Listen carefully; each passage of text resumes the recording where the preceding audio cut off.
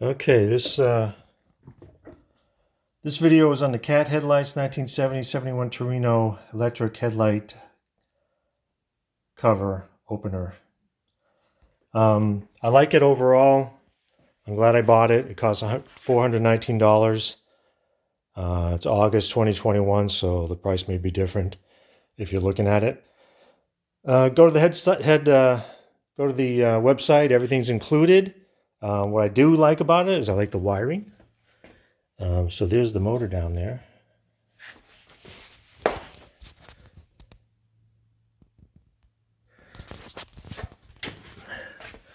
So it's just a real quick connect here. Got yourself a relay. There's a little fuse down there. As part of it. It's all part of it. 3 wires. You got your black ground. Got your blue wire going to the compartment. The wires are plenty long to reach. And you got your hot wire. So when you're wired up in the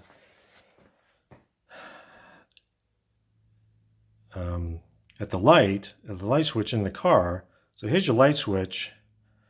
There's a red wire with a yellow line on it, a yellow stripe, that goes to your floor dimmer switch. So look at it real close. That's the one you want to tap into, that red wire with the yellow. So you don't have to crawl under the dash to do it. You can just pull up some carpet near the floor dimmer switch and tap into it right there. So that I like that about it too. So real simple wiring. That's what I loved about it. Didn't have to think about doing my own relays because I'm not electrically inclined. Thing I didn't like about it was the motor. Following the instructions, the motor would have been installed. It gets installed in these brackets that used to hold the canister. All right. So if you don't do anything with the brackets, if you look, those brackets are screwed in here, and the angle points it towards the bumper, away from the radiator, and it sticks out below the car. By the way, that little knob there, you can take that off.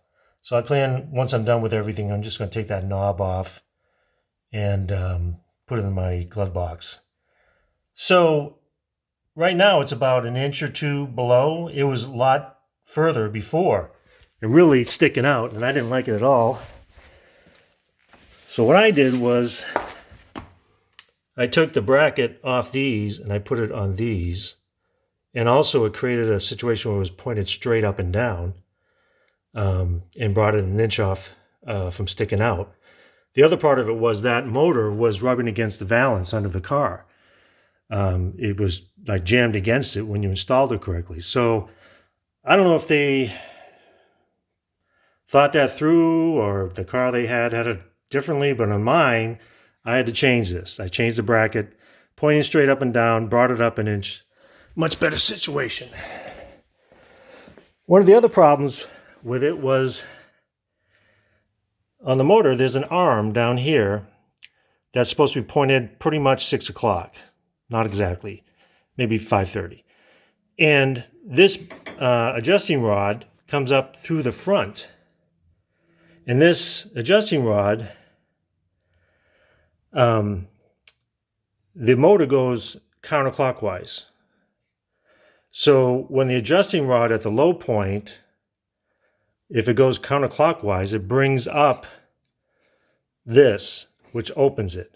So if you turn this clockwise, it opens. So counterclockwise, pushing the rod, and the rod pushes this clockwise. All right, that opens it. The problem was that rod was so long, and it angled incorrectly, that it brought this thing up here. Now just imagine if that rod, this thing is over here.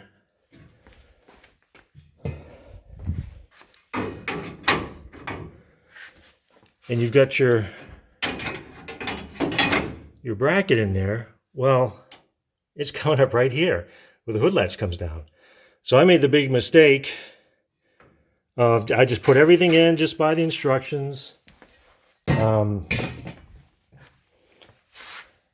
Slam my hood down, you know, not really hard, but I said, that didn't sound right. And so, you know, I was testing out the lights. I went in the car and turned the lights on.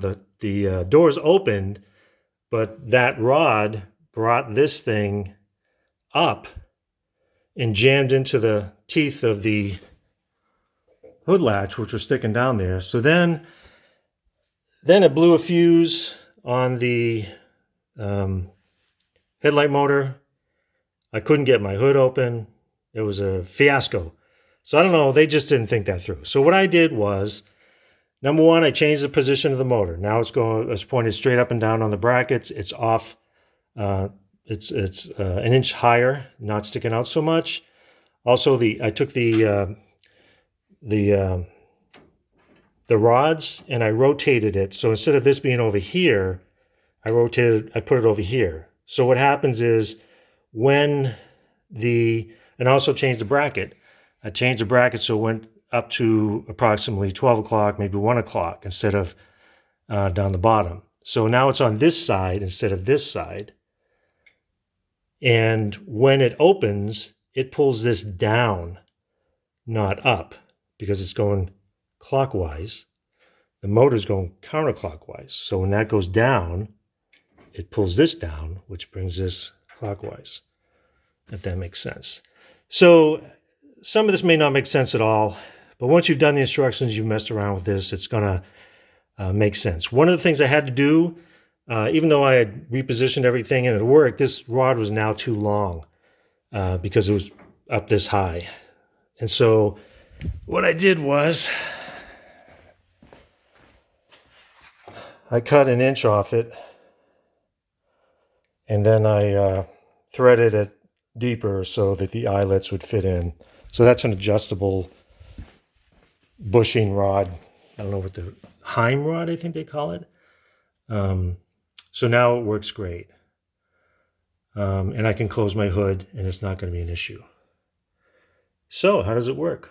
I'm going to pause it right now so I can get someone to show you the headlights working.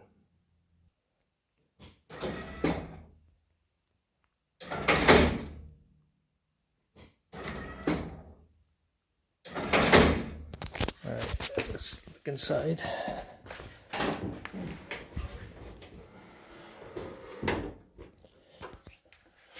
All right, go ahead.